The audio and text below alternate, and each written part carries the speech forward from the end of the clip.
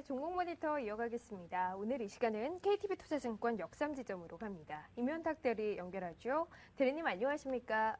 네, 안녕하십니까. 네.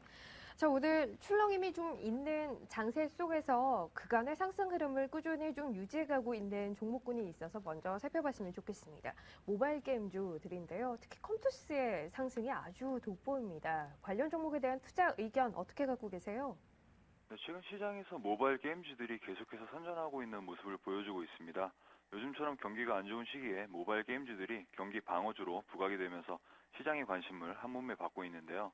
모바일 게임주들이 강세를 보이는 이유를 몇 가지 꼽자면 실물 경기의 둔화로 인해서 경기 방어주로서의 매력이 부각됐다는 측면과 게임 강국이라는 명성에 걸맞게 앞선 기술력을 가지고 세계 무대에서 경쟁력을 가지게 됐다는 점, 그리고 모바일 게임주들의 실적을 이끌 수 있는 기반이 되는 스마트폰의 보급률이 계속해서 향상되고 있다는 점을 들 수 있겠는데요. 앞으로도 스마트폰의 보급률은 점차 확대될 수밖에 없기 때문에 자연히 모바일 시장도 성장해 갈 수밖에 없는 상황입니다. 그렇기 때문에 모바일 시장, 그중에서 모바일 게임주들의 성장과 실적에 대한 기대가 커질 수밖에 없는데요. 현재 관련주들의 주가는 단기간에 굉장히 많이 상승을 한 상황입니다. 주가적인 측면에서는 부담스러울지 모르겠지만 모바일 게임주들 같은 컨텐츠 시장의 성장성은 여전히 유효하기 때문에 지금 당장 매도하시기보다는 수급을 지켜보시면서 대응하시는 편이 나아 보이는데요. 그동안 모바일 게임주들의 주가를 이끈 주체는 기관입니다. 기관이 계속해서 물량을 사들이면서 주가를 끌어올렸기 때문에 기관의 수급을 유심히 지켜보시면서 대응하시는 것이 좋을 것 같습니다. 보유하신 분들이라면 가는 종목 현재 매도할 이유는 없다라고 의견 주셨는데 신규 진입 생각하시는 분들은 어떻게 해야 합니까? 좀 가격 밀릴 때를 기다렸다 들어가는 것이 낫겠습니까? 컴투스를 예를 들어서 설명을 드리자면 컴투스 같은 경우에 좀 전에 말씀드렸다시피 주요 수급 주체는 기관이거든요. 조금 가격이 밀린다 싶을 때 어느 정도 매수를 생각하고 계시다가 기관의 수급 또한 체크하시면서 매수하시는 것이 좋을 것 같네요. 셀트리온 보죠. 오늘 사흘 만에 반등 중입니다. 오늘 이렇게 오르는 이유는 어디서 찾아야 하는 겁니까? 네, 셀트리온은 그동안 시장에서 참 말도 많고 탈도 많았던 것 같습니다. 임상 실패설이라든지 분식 회계설 같은 근거 없는 악성 루머가 퍼져서 주가도 그에 따라 출렁이는 모습을 보였는데요. 셀트리온의 실적이 나빠서라기보다는 공매도 세력과 악성 루머로 인해서 주가가 지지부진할 수밖에 없는 상황이었습니다. 셀트리온 자체적으로 이러한 상황을 개선하기 위해서 여러 가지 작업책들이 나왔었죠. 불법 공매도 세력에 대해 강력하게 대응한다던가 주가를 안정시키기 위해서 자사주 매입과 무상 증자를 결정하는 적극적인 모습을 보였습니다. 이런 셀트리온의 자체적인 주가 상승 의지를 보여준 덕분에 주가가 지난해 10월부터 형성된 박스권을 돌파하면서 상승을 한 모습인데요. 약 7개월 동안 박스권에 갇혀서 주가가 움직였기 때문에 주가 상승세가 더 이어질 여력이 있다고 보고 있고요. 최근 셀트리온이 자체 개발한 바이오 시밀러가 기존 치료제와 안전성과 유효성 측면에서 동등하다는 내용의 성공적인 임상 결과가 발표가 되면서 시장의 관심을 다시금 받고 있습니다. 독자적으로 개발한 바이오 시밀러 제품을 바탕으로 지난해보다 나은 실적을 보일 거란 기대여서 그 어느 때보다 셀트리온의 주가 상승에 대한 기대감은 큰 상황이라고 할 수 있겠습니다.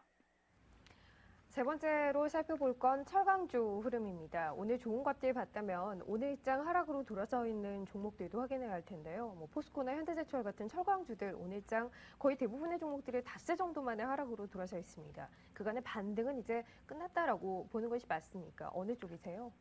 네, 철강주를 일단 살펴보려면 중국과 관련한 경기 부양책을 한번 살펴봐야 될 것 같은데요.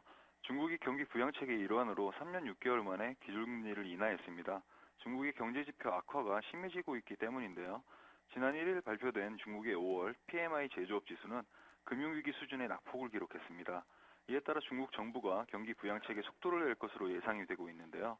이번 중국의 기준금리 인하 결정도 이에 맞물려 나온 것입니다.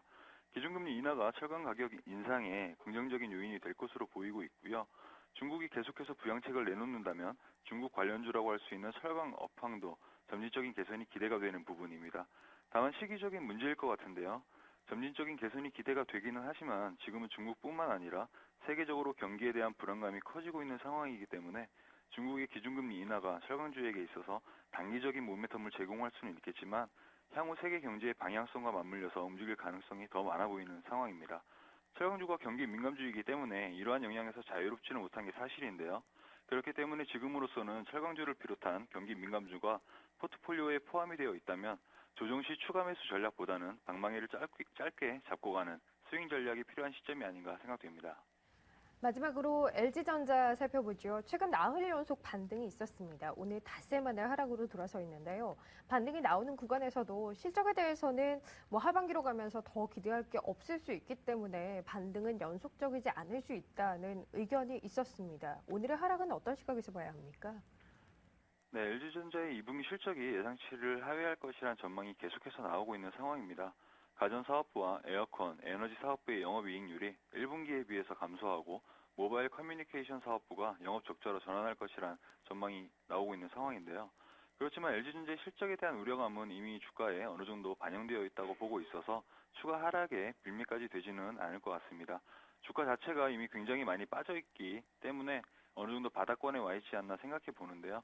다만 LG전자의 주가가 이미 많이 빠진 상태이긴 하지만 주가가 반등을 할 수 있는 몸매텀 또한 굉장히 부족한 상황입니다. 실적에 대한 우려는 지속이 되고 있고 최근 외환시장에서의 달러의 상승세도 회사의 영업이익에 부정적으로 작용할 것 같은데요. 실적도 실적이지만 무엇보다도 LG전자가 스마트폰의 경쟁력을 확보하는 문제가 중요한 것 같습니다. 다른 분야에서는 이미 충분한 기술력으로 경쟁력을 갖추고는 있지만 스마트폰 시장에서는 중국 업체들의 추격을 이미 허용하고 있는 안 좋은 상황인데다 마케팅에 들어가는 비용이 만만치 않아서 영업이익도 상대적으로 부진할 수밖에 없는 그런 모습입니다. 갤럭시 시리즈의 성공으로 세계 시장에서 선두 자리를 굳건히 지킨 삼성전자와 상당히 비교가 되는 부분인데요. 스마트폰의 경쟁력을 확보해서 이를 실적과 연결시키는 것이 LG전자의 주가가 반등에 나설 수 있는 중요한 문제인 것 같습니다. 네, 오늘 종목 모니터 여기까지 하겠습니다. 이 시간 KTB투자증권 역삼지점의 임현탁 대리 함께했습니다. 고맙습니다. 네, 감사합니다.